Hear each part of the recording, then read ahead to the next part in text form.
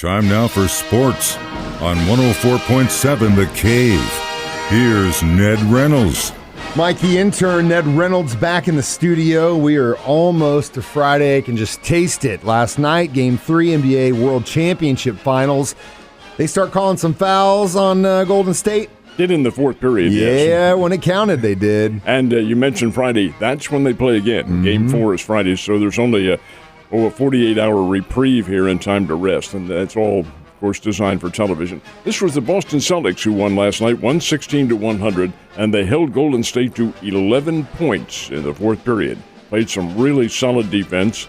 Solid is also to be identified with some physical play underneath, with guys banging into each other. And back in the old days, when I was a kid, they were fouls. They aren't now. Anyway, that's beside the point. That's the way the game's played, and each team has to adjust to that. But Golden State didn't have their shooting in the fourth period. They did prior to that. This is a really good long-distance shooting team. Anytime you have a Stephen Curry out there and people of that caliber who can shoot long, you're going to be in a game. And they were until the Celtics put the defense on them. Fourth period, Boston wins 116-100.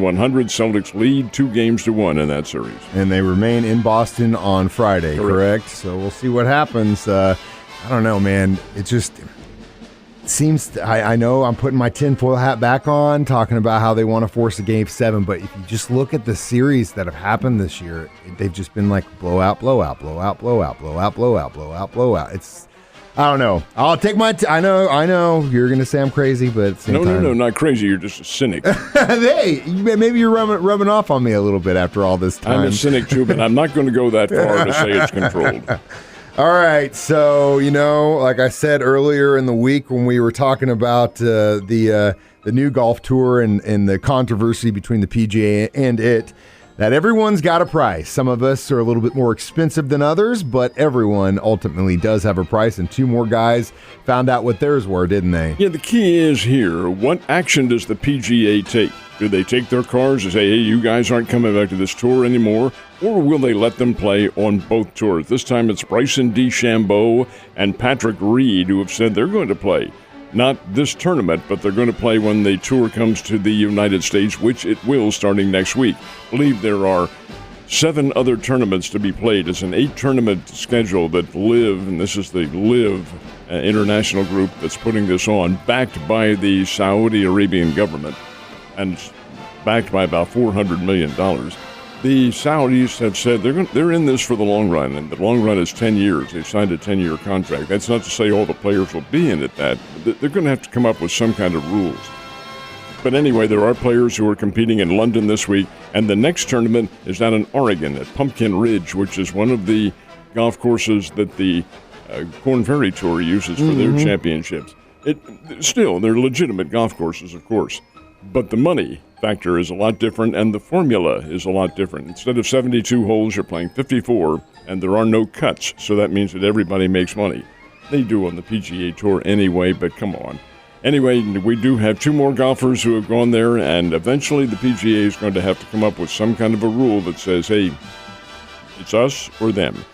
Right now, I don't perceive LIV as being a threat to the PGA, but I can see where it will happen in the next couple of years. Yeah, definitely. Or maybe there's no way it's going to be a merger, but I bet those PGA suits are shaking in their boots right now, trying to figure out where to come up with some more money. All right, speaking of money, latest NIL offer in college sports is just unbelievable. Really is.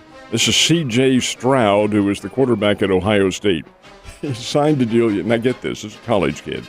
Signed a deal yesterday, and he had the choice. One was a Bentley, and the other was a Mercedes. The Bentley was a $150,000 car. The Mercedes was a $200,000 car. He chose the Mercedes. And you're, what on earth? These are college kids. Gang, this is always going on. But it was always in the back room somewhere, and when the NCAA would come in and say, hey, you're getting illegal. Now it's legal. Now they can do this. So this one's a little bit over the top, though. A $200,000 Mercedes to play football in college? Oh, my goodness sake. Anyway, that's where we're headed. There's going to have to be some control over this. Colleges don't have anything to do with NIL. That's all private. And if a state supports it, which Ohio does, which Missouri does, which other states do, and they say, hey, you can do that sort of thing, this is what's going to happen. You're going to have a total out-of-control circumstance.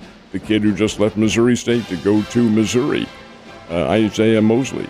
He's getting a nil up there. I don't know for how much, but hey, that's probably not a Mercedes, but at the same time, he's probably driving around a Land Rover or something like that. It's something. Better than what we drive. So let's switch gears here and talk some baseball. How'd the Cardinals and Royals do yesterday? Cardinals not so well. Royals, glory be. They finally scored some runs. Got some runs and a win. Let's go Royals. 3 runs in the first inning, of all things, against the Toronto Blue Jays, and it was uphill from there. They won by a score, they being the Royals, won by a score of 8-4. That's very good. Maybe this is taking the shackles off a little bit, and some of the offense can get rolling now, but that's a nice win. It's an afternoon game up at Kauffman Stadium yesterday, and Kansas City gets the win. Not such good news for the Cardinals. They fell behind in the first inning when the Tampa Bay Rays scored 3 runs, and Tampa Bay continued to add it on there and beat the Cardinals 11-3 last night. The Cardinals in the National League Central Division are only a half a game out of first place because the leaders, the Milwaukee Brewers, have really stumbled on hard times. They got beat last night 10-0. So the Cardinals didn't lose any ground. But it's the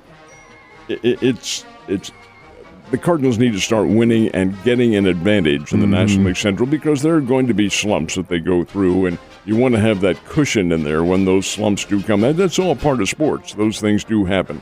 So the Cardinals and the Rays will play again this afternoon under the roof down in actually St. Petersburg is where the Tropicana field is.